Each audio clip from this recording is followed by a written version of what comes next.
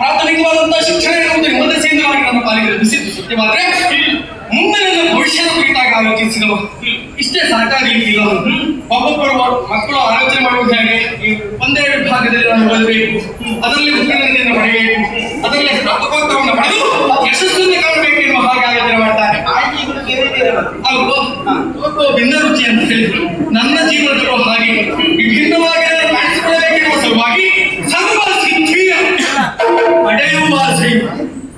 ಯೋಗ್ಯವಾದಂತಹ ಗುರುವಿನ ಸಾಮೀಪ್ಯವನ್ನು ಸೇರಿ ಅವರ ದಿವ್ಯ ಮಂತ್ರಾಕ್ಷತೆಯ ಶಿರವನ್ನು ಮಟ್ಟಿ ಪರಿಪೂರ್ಣವಾದಂತಹ ತಾಯಿಯ ಅನುಗ್ರಹಕ್ಕೆ ಪಾತ್ರನಾಗಬೇಕೆನ್ನುವಂತ ತೀರ್ಮಾನಕ್ಕೆ ಬಂದವನು.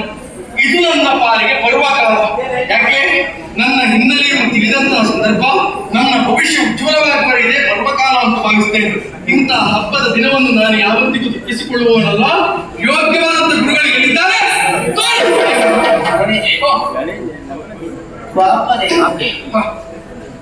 ಸರ್ವಸಿದ್ಧನ 64 ವಿದ್ಯೆ ಅದು ನಮ್ಮೆಲ್ಲವೂ ಒಬ್ಬರೇ ಕೃಷ್ಣ.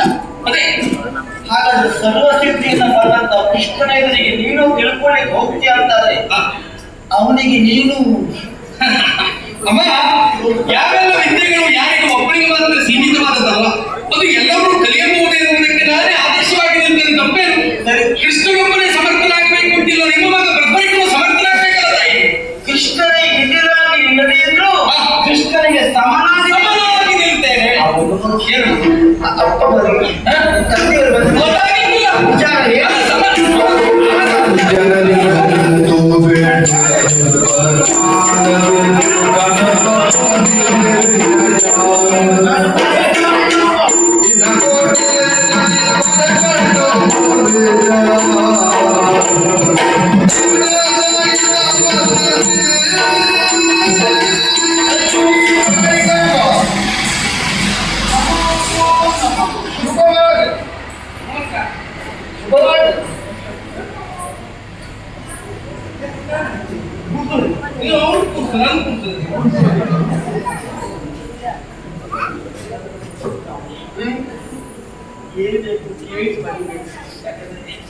ನಿಮ್ಮಂತ ಮಹತ್ವವನ್ನು ಉಪಚಾರ ಮಾಡುವಂತ ತಿಳುವಳಿಕೆ ನನಗಿಲ್ಲ.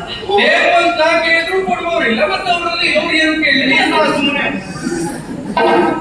ಎಷ್ಟು ಮಾತಾಡ್ತೀವಿ.